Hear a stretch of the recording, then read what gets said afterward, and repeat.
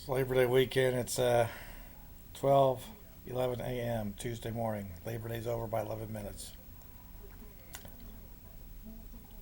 At the Olathe car wash the other day, some guy looked like Crumb kind of looked at me and went. I was kind of like, is that Crumb? I don't know how many people over the years since Coldwell Banker I thought were Crumb. Then the next day I go to the car wash, I'm vacuuming my car, and the guy looks at me and does the same thing. He goes, I said, hey, hello. And he called me a pussy. Now, he had one of those big bushy mustaches sticking out, and I had on my t-shirt with the blue flower, kind of bushy flower sticking out here. Boom, here's this t-shirt. Now, I don't know if that's what it was, or if he's a realtor, or if you don't give him a back, you're a pussy. If you talk, you're a pussy because they're dumbasses. They're idiots. Got some secret code where they go, I don't know who these idiots are. I think Labor Day is the perfect day to reiterate that just because you own the place doesn't mean you get a paycheck. That's why my degrees have to have a minimum wage of $5 billion a year based on top hedge fund paycheck. Paycheck precedents, business license precedents. I started working when I was a teenager. You're no different than everybody else.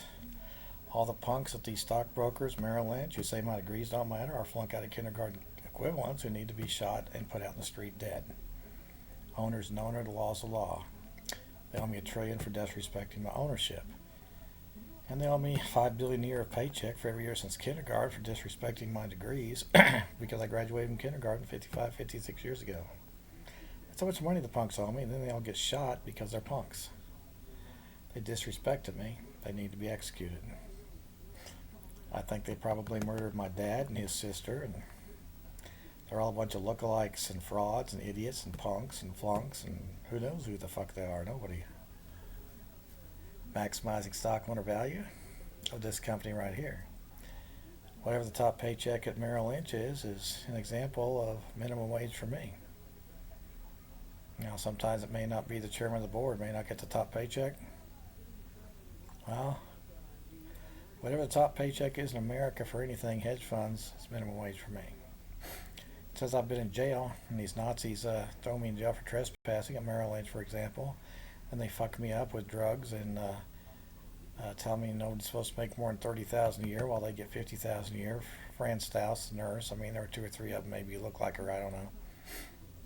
They just reinforce that these they owe me $1 trillion for disrespect and $5 billion a year paycheck for disrespecting my degrees.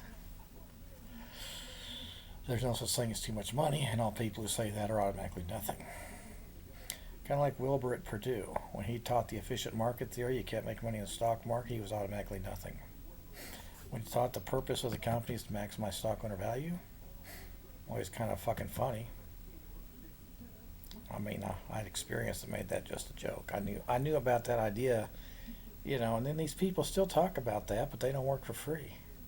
And they disrespect my ownership, and they don't own 51% of the companies we're talking about. They don't even talk in a reasonable manner. They just kind of like mimic maximize stockholder value. They don't talk about paycheck precedent, business license precedent of my ownership getting disrespected, so they don't matter.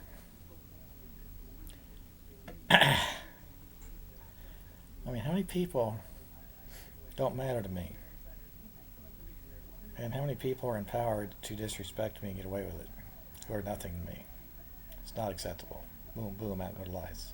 Happy Labor Day.